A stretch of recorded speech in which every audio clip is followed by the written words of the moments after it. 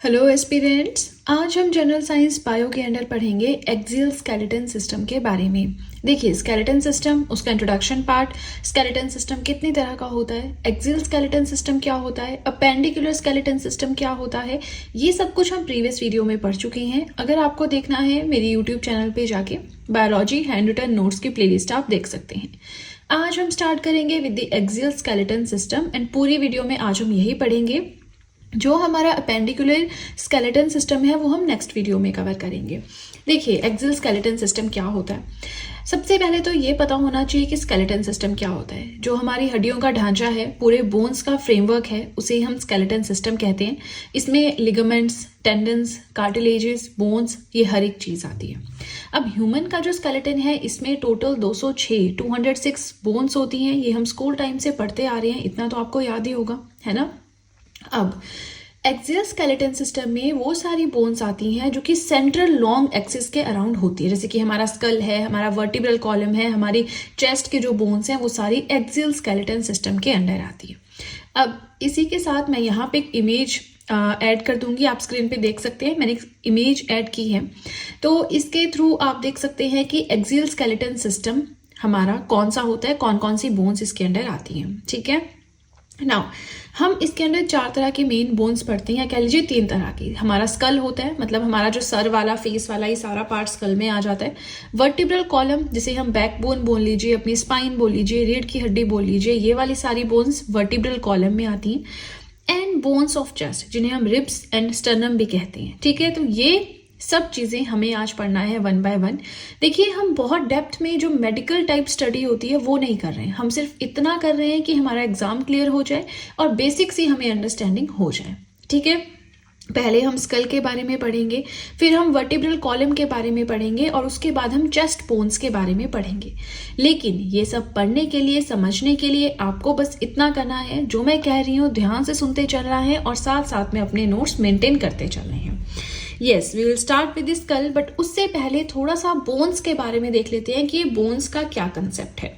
ठीक है, अच्छा, हमने प्रीवियस वीडियो में पढ़ा था कि अगर हमारी कोई हड्डी, कोई बोन है, वो टूट जाए या उसमें फ्रैक्चर हो जाए या उसमें हमें दर्द हो, तो हम डॉक्टर जो है वो कैसे चेक करता है कि बोन में कोई इश्यू है या नहीं। वो हमें एक्सरे सजेस्ट करता है। एक्सरे मशीन के थ्रू फोटोग्राफ्स लिए जाते हैं बोन्स के, और उन फोटोज को देख के डॉक्टर एग्जामिन करता है कि कोई फ्रैक्चर तो नहीं है, कोई डिसलोकेट तो नहीं हो गई, या जो भी इशू है। ठीक है, नाउ ये जो बोन्स होती है ना, अब हमारा जो शरीर है, जो ह्यूमन स्केलेटन है, वो टोटल 270 बोन से मिलकर बना हुआ है। बोलते हैं ना कि जब बच्चे का बर्थ होता है तो 300 के अराउंड उसमें हड्डियां होती हैं, बोन्स होती हैं, फिर धीरे धीरे वो फ्यूज होती है। फ्यूज का मतलब है कि 2 या 3 बोन्स एक ही स्ट्रॉन्ग बोन बन जाएगी, 3 से 1 बोन बन जाएगी, इस तरह से। तो पहले 300 बोन्स होती है, 270 होती है, और जब तक वो बड़ा होता है, मैच्योर होता है, मतलब उसका शरीर भी बड़ा हो जाता है, तो 206 हड्डियां जो है ह्यूमंस में होती हैं। ठीक है, अब ये जो बोन्स होती हैं ना, लिविंग सेल से मिलकर बनी होती हैं। अब क्योंकि ये लिविंग सेल से मिलकर बनी होती हैं, तभी ये हेल्प करती हैं ग्रोथ में और रिपेयरिंग में। कहीं पे चोट लग जाए तो रिपेयर हो जाती है। अच्छा, हमने पढ़ा था कि जो प्लांट्स होते हैं उनमें हमने पढ़ा था मेरिस्टेमेटिक टिश्यूज होते हैं, है ना, बहुत सारे हमने पढ़े थे, 3 तरह के होते हैं। तो जो प्लांट्स के टिश्यूज होते हैं ना, वो नॉन लिविंग सेल से, और मतलब मोस्टली ज्यादातर वो नॉन लिविंग सेल से मिलकर बने होते हैं। क्यों? क्योंकि उनको मोशन नहीं करनी होती है, वो एक जगह पे खड़े होते हैं। लेकिन ह्यूमंस में मोशन भी तो होती है ना, मूवमेंट भी तो होती है। तो ये बोन्स जो है वो लिविंग सेल से मिलकर बनी होती हैं। अब हम बोलते हैं ना, हड्डियां स्ट्रांग करनी है तो बचपन में दूध ज्यादा पीना चाहिए, है ना। हड्डियों में दर्द है, दूध ज्यादा पियो। बूढ़े हो गए हैं, दूध ज्यादा पियो। क्यों? क्योंकि दूध में कैल्शियम होता है, कैल्शियम हमारी बोन्स को रिक्वायर्ड होता है। तभी यहाँ पे वही चीज है, कैल्शियम सॉल्ट्स जो है हमारी बोन्स में प्रेजेंट होते हैं। अब ये जो बोन्स है mainly proteins, minerals and vitamin से मिलकर बनी होती है। अच्छा, प्रोटीन्स क्या है, मिनरल्स क्या है, वाइटामिन क्या है, biomolecules, carbohydrates, fats, roughage, water, ये सब कुछ मैंने पढ़ा रखा है आपको प्रीवियस चैप्टर में। वो भी अगर आपको जानना है, देखिए वीडियोस वाले सेक्शन में जाएंगे तो आपको करंट अफेयर्स है, केमिस्ट्री, सारी वीडियोस साथ में मिलेंगी। तो हमेशा आपको प्लेलिस्ट सेक्शन पे जाना होता है। जिस भी सब्जेक्ट की आपको प्लेलिस्ट चाहिए, जैसे कि आपको अगर बायोलॉजी चाहिए, है ना, तो बायोलॉजी हैंड रिटन नोट्स के प्लेलिस्ट पे आप जाएं, वहां पे आपको सारी वीडियोज 1 बाय 1 लेक्चर वाइज आराम से मिल जाएंगी, तो आप देख सकते हैं। ठीक है, चलिए, ये तो हमने बोन्स का पढ़ा, जो हमें हमसे एक्चुअली प्रीवियस वीडियो में स्किप हो गया था, वो चीज़ मैंने यहाँ पे कवर की है। अब हम क्या पढ़ रहे हैं, हम पढ़ रहे हैं एक्सियल स्केलेटन सिस्टम के बारे में, जो कि हमने क्या क्या पढ़ना है उसमें, skull, vertebral column and bones of chest पढ़नी है। ठीक है, so let's start with the first one, जो कि है हमारा स्कल। स्कल समझते हैं, खोपड़ी, हमारा सर वाला हिस्सा है ना। तो इसमें टोटल 29 बोन्स होती हैं, लेकिन कहीं कहीं ना आपको 22 बोन्स भी दी होंगी, लेकिन वो 22 बोन्स गलत है। टोटल होती है 29, 22 जमा 7 करके आप याद रखिएगा। ये 7 अलग सी होती है, कौन होती है वो भी मैं आपको बताऊंगी। ठीक है, आप बस ध्यान से सुनते रहे जो मैं कह रही हूँ। स्कल माने खोपड़ी वाला हमारा पार्ट, हमारा सर वाला पार्ट। ठीक है, इमेजिन कर सकते हैं। इसमें टोटल 22 बोन्स होती हैं प्लस 7, टोटल 29 बोन्स होती हैं। अब ये जो स्कल वाला पार्ट है ना, पहली चीज तो हमारी ब्रेन को सपोर्ट भी देता है और प्रोटेक्शन भी प्रोवाइड करवाता है। ठीक है, दूसरा ये कि जो हमारा सामने जैसे फेस होता है, नाक है, आंखें हैं, है ना, कान है, तो ये वाला जो हमारा फेशियल पार्ट है, इसको भी एक प्रॉपर स्ट्रक्चर प्रोवाइड करवाता है। ठीक है, अब ये जो हमारा स्कल वाला पार्ट है, इसमें जो बोन्स होती है ना, उनको हम 2 तरह से डिवाइड कर सकते हैं। एक होती है आपकी फेशियल बोन्स, एक होती है क्रेनियल बोन्स। अच्छा, पहले फेशियल बोन्स देख लेते हैं। तो हमारे फेस के ऊपर जो बोन्स होती हैं, ठीक है, टोटल ये 14 बोन्स होती हैं, 14 हड्डियां होती हैं, और which form the skeleton of face. ये हमारे फेस का सामने वाला पार्ट जो है वो कवर करती हैं। ठीक है, हमारे फेस का स्केलेटन बनाती हैं। फेशियल बोन्स हैं 14। अब जो प्रॉपर मेडिकल स्टडीज कर रहे हैं, ऑब्वियसली वो एक एक बोन के बारे में पढ़ेंगे, लेकिन हम जनरल सा पढ़ रहे हैं तो हमें बहुत डेप्थ में पढ़ने की जरूरत नहीं है। हाँ, अगर आपको लगता है कि जिस एग्जाम के लिए आप प्रिपेयर कर रहे हैं बहुत हाईटेक एग्जाम है, हाई लेवल का एग्जाम है, तब आप थोड़ा देख लें। क्योंकि रहता क्या है ना, हर एक स्टेट का अपना अपना एक पैटर्न होता है। अब जैसे जिस स्टेट से मैं हूँ, वहां पे करंट अफेयर्स में थीम्स आएंगे, ज्यादा अपॉइंटमेंट्स आएंगी, अवार्ड्स आएंगे, डेज के थीम्स आएंगे, कोई ऑपरेशन है, एक एक्सरसाइज आ जाएगी, तो एक फिक्स सा होता है। आपको जिस भी एग्जाम के लिए आप प्रिपेयर कर रहे हैं, प्रीवियस ईयर क्वेश्चन पेपर्स में देखेंगे साइंस का पैटर्न क्या है, क्या बहुत डेप्थ के क्वेश्चंस आते हैं या ओवरऑल क्वेश्चंस आते हैं, मोटे मोटे क्वेश्चंस आते हैं, मोटा मोटा पढ़ना है ना। क्योंकि पढ़ना तो सब कुछ पड़ेगा, लेकिन कितनी डेप्थ के साथ पढ़ना है वो आपको आपके प्रीवियस ईयर क्वेश्चन पेपर्स बताते हैं। ठीक है, नाउ फेशियल बोन्स होती हैं 14, जो कि हमारे फेस का फ्रंट पार्ट बनाती हैं। ठीक है, क्रेनियल बोन्स होती हैं हमारी जो क्रेनियम में होती है। क्रेनियम को ब्रेन बॉक्स भी बोलते हैं। क्रेनियम के अंदर हमारा क्या होता है, ब्रेन होता है, दिमाग होता है। इसमें होती हैं टोटल 8 हड्डियां, 8 बोन्स, एंड ये प्रोटेक्टिव आउटर कवरिंग होती है for, not bone, for brain आएगा यहाँ पे। ठीक है, हमारे ब्रेन के लिए प्रोटेक्टिव आउटर कवरिंग होती है क्रेनियम। तो 14 + 8 हो गए हमारे 22। तो अब बचती हैं 7 और हड्डियां, 7 बोन्स। वो कहाँ पे हैं, चलिए वो भी देखते हैं।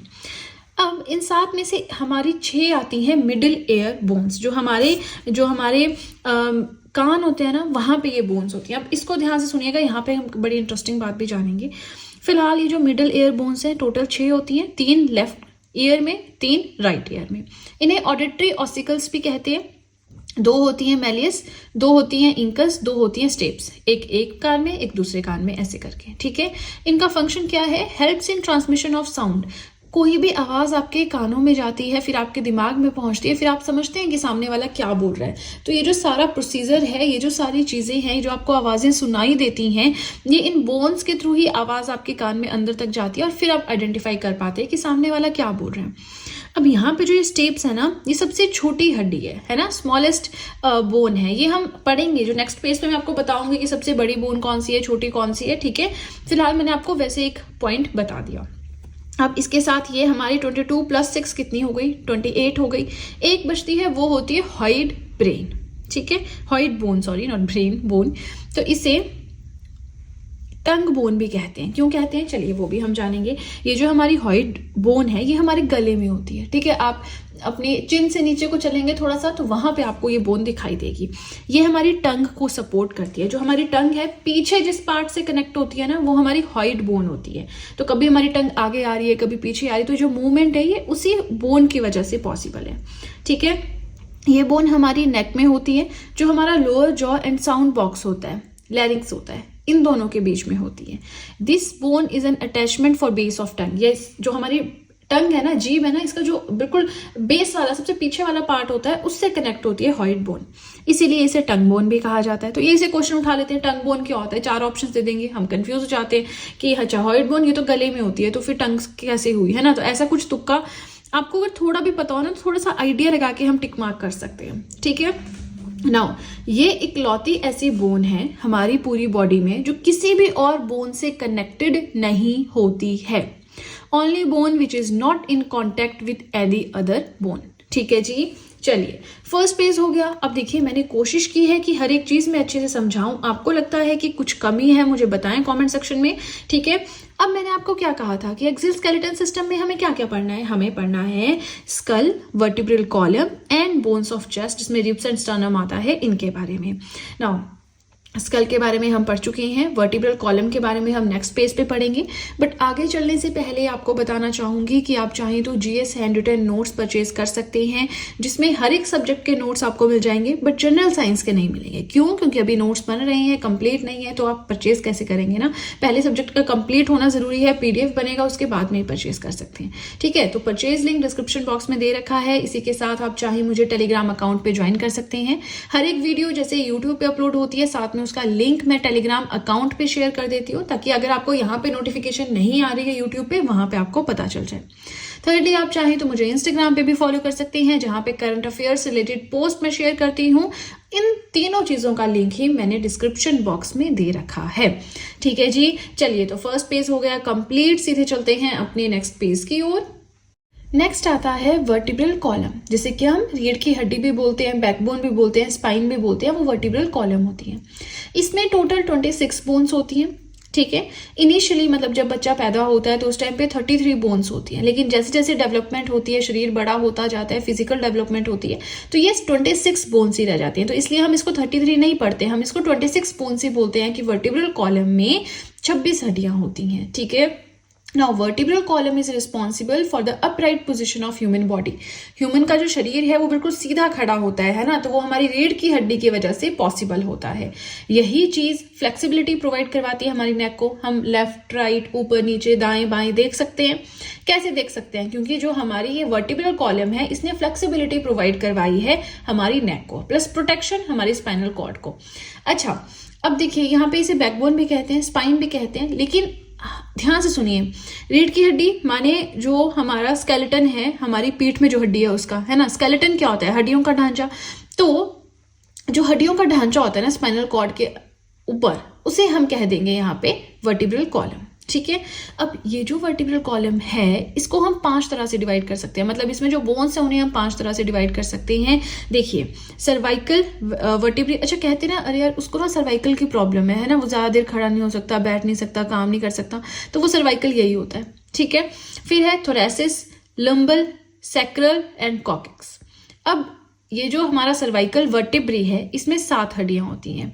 थोरेसिस में 12 होती हैं, लुम्बर में 5 होती हैं, फिर सैक्रल है, इसमें क्या होता है ना, इसमें 5 बोन्स होती हैं, लेकिन जब बच्चा पैदा होता है उस टाइम पे फिर फ्यूज हो जाती है वो, और लास्ट में एक ही बच जाती है, तो हमने एक बोन ही बोलना है। कॉकेक्स वर्टिब्री है हमारा, इसमें भी ऐसा होता है कि जन्म के टाइम पे, बर्थ के टाइम पे 4 होती हैं, फिर फ्यूज हो जाती है टाइम के साथ, तो एक ही बच जाती है। तो ये टोटल करेंगे ना आप, 26 आएगा, अगर आप इनका टोटल करेंगे तो 33 आएगा। तो यहां से समझ आता है कि 33 से 26 कैसे हो जाती है हमारी वर्टिब्रल कॉलम की बोन्स। ठीक है, कोई टफ चीज थी इसमें? नहीं थी। साथ में अगर होगा पॉसिबल, मैं कोई पिक ऐड कर दूंगी, यहाँ पे कोई फोटो ऐड कर दूंगी, ताकि आपको आइडिया लग सके।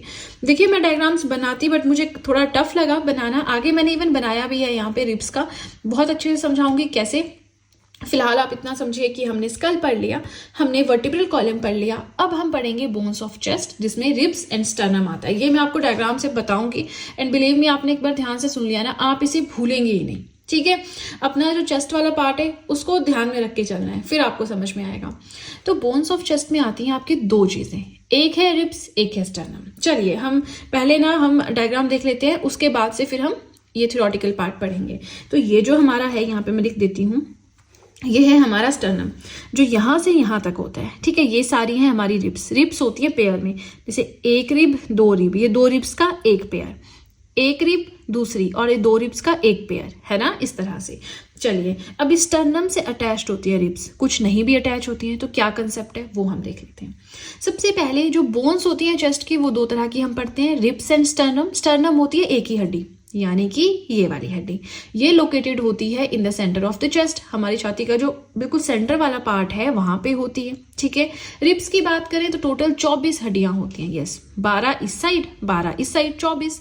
लेकिन अगर बात करें in the form of pair तो 12 पेयर्स होती हैं। ठीक है, रिब्स क्या करती है, देखिए ये जो हमारी रिब्स है ना सर्कुलर फॉर्म में, इसके अंदर हमारा लंग होगा, हमारा हार्ट होगा। ठीक है, तो एक तरह से जो रिब्स होती हैं, जो भी डेलिकेट ऑर्गन्स होती हैं ह्यूमन के, उन्हें प्रोटेक्शन प्रोवाइड करवाती है, जैसे कि आपका हार्ट है, लंग्स है, इस तरह से। स्टेनम भी एक तरह से यही कर रहा है ना, ये इन सब रिब्स को होल्ड करके रख रहा है ताकि ऑर्गन्स को प्रोटेक्शन प्रोवाइड करवा सके। तो ऐसा नहीं, रिब्स ही दोनों प्रोवाइड करवाते हैं। अब यहाँ पे हमारा ये पार्ट कंप्लीट होता है, लेकिन जो रिब्स होती है ना, इसके भी कुछ टाइप्स होते हैं। यहाँ पे आप देखेंगे ट्रू रिब्स होती हैं, फॉल्स रिब्स होती हैं, फ्लोटिंग रिब्स होती हैं। तो पहले डायग्राम से देखिए, फिर इस साइड चलेंगे। ठीक है, आपने ना इनको क्लासिफाई करके रखना, जैसे 12 पेयर्स हैं तो पहली 7, फिर 8 9 10, फिर 11 12। तो पहली 7 को हम ट्रू रिब्स बोलते हैं। क्यों? क्योंकि जो पहली 7 रिब्स होती हैं ये डायरेक्टली हमारी स्टर्नम से अटैच्ड होती हैं। ठीक है, तो ये जो 7 पेयर है पहले ये स्टर्नम से डायरेक्टली अटैच होती हैं, इसलिए हम इन्हें ट्रू रिब्स कहते हैं। फिर जो हमारी 8वीं 9वीं और 10वीं यानी 8th 9th and 10th ribs होती हैं, ये हमारी फॉल्स रिब्स कहलाती है, क्योंकि ये डायरेक्टली और इनडायरेक्टली किसी भी तरह से स्टर्नम से अटैच नहीं होती हैं। तो 8 9 10 8 9 10 क्या ये स्टर्नम से अटैच है? नहीं, ये तो ऊपर वाली रिब से कनेक्ट है। ठीक है, तो इसलिए इन्हें फॉल्स रिब्स कहते हैं। फिर आ जाती है हमारी फ्लोटिंग रिब्स। फ्लोटिंग रिब है आपकी ये 11th ये वाला पेयर, 12th ये वाला पेयर। अब ये जो फ्लोटिंग रिब्स होती हैं, ठीक है, ये स्टर्नम से किसी भी तरह से जो है अटैच नहीं होती हैं। अब ये जो है डायरेक्टली और इनडायरेक्टली कहीं ना कहीं से अटैच्ड है, ये रिब से कनेक्ट है, रिब स्टर्नम से अटैच्ड है, इसलिए हम इन्हें फॉल्स रिब्स बोल दिया। लेकिन जो फ्लोटिंग रिब्स है ये इससे भी अटैच नहीं होती, ये इसके पीछे एक्चुअल में समझिए आप, है ना, तो इससे अटैच नहीं होती। तो इस तरह से ये स्टर्नम से अटैच होती ही नहीं है, तो इसलिए इन्हें फ्लोटिंग रिब्स कहते हैं। ठीक है, अब वही चीज यहाँ पे लिखी है कि ट्रू रिब्स जो है पहली 7 रिब्स जो है हम ट्रू रिब्स कहते हैं, क्योंकि ये डायरेक्टली स्टर्नम से अटैच होती हैं। फॉल्स रिब्स होती हैं 8th 9th एंड 10th, क्योंकि ये डायरेक्टली स्टर्नम से अटैच नहीं होती हैं। फ्लोटिंग रिब्स होती हैं 11th and 12th, not connected at all to sternum, sternum से कनेक्टेड होती ही नहीं है, ना ही डायरेक्टली ना ही इनडायरेक्टली। अब मैंने आपको बताया था कि ह्यूमन बॉडी की सबसे छोटी बोन होती है, स्टेप्स ईयर में होती है, 2 होती है, मेलियस इंकस बताया ना आपको प्रीवियस पेज में जब हमने स्कल पढ़ा। तो यहाँ पे अब उससे रिलेटेड कुछ है। देखिए, सबसे बड़ी और सबसे स्ट्रॉन्ग बोन वर्टिब्रल कॉलम में होती है लुम्बर वर्टिब्री। ठीक है, उसके बाद है स्मॉलेस्ट बोन ह्यूमन बॉडी में कौन सी होती है? स्टेप्स होती है, जो कि कान में होती है, दोनों कानों में एक एक होती है। फिर है only bone fully grown at birth, इकलौती ऐसी हड्डी जो बर्थ के टाइम पे पूरी तरह से ग्रोन होती है, मतलब अपनी फाइनल पोजीशन में होती है, ना उससे बढ़ती ना घटती, कुछ नहीं होता, तो वो हमारे कान में लोकेटेड होती है। अच्छा, यहाँ पे ना एक करेक्शन करनी है, मैं पहले सोच भी रही थी बट देन आई थॉट कि शायद साइंस वाले कुछ गलती ना निकाले, यहाँ पे ना आर होगा आपका, ठीक है, लुम्बर होगा यहाँ पे। ठीक है, चलिए, तो इसी के साथ हमारा आज का टॉपिक हुआ कंप्लीट। मैंने कोशिश की है कि बहुत अच्छे से एक्सप्लेन करूं। मैंने 4-5 बुक्स से ही सारा डेटा कलेक्ट किया, क्योंकि कुछ बुक्स में ना सिर्फ इतना दिया हुआ है, सिर्फ इतना, कुछ में यही दिया है, कुछ में यही दिया है, तो मैंने हर एक चीज यहाँ पे लिखी है, ताकि अब देखिए अगर आप किसी भी बुक से गो थ्रू करेंगे, मुझे लगता है आपको 70 to 80% तो मिल ही गया है। 20% आप हाई लेवल की पढ़ोगे तो उसमें ऑब्वियसली ज्यादा मिलेगा ही मिलेगा, है ना, उसमें तो इससे भी बहुत कई गुना ज्यादा मिलेगा। तो उतना तो हमें पढ़ना ही नहीं है, मेडिकल वाला तो हमें करना ही नहीं है ना, हमें थोड़ी ऑपरेशन करने हैं, हमें थोड़ी स्टडी करनी है, हमें तो जस्ट एग्जाम क्लियर करना है, उस हिसाब से जनरल साइंस पढ़ना है। ठीक है, चलिए, तो आज के लिए इतना ही। वीडियो पसंद आए तो लाइक जरूर कीजिएगा, चैनल को जरूर सब्सक्राइब करें, बेल आइकन को प्रेस करें, सो दैट मैं जैसे ही कोई वीडियो अपलोड करूं सबसे पहले नोटिफिकेशन आपके पास पहुंचे। प्लस जो भी आपके फ्रेंड्स हैं, जो भी गवर्नमेंट एग्जाम्स के लिए प्रिपेयर कर रहे हैं, उनके साथ भी मेरे चैनल का लिंक जरूर शेयर करें, so that in hand written notes का उन्हें भी कुछ फायदा हो सके। तो चलिए फ्रेंड्स, आज के लिए इतना ही। अब हम मिलेंगे नेक्स्ट वीडियो में, so that's it and see you soon.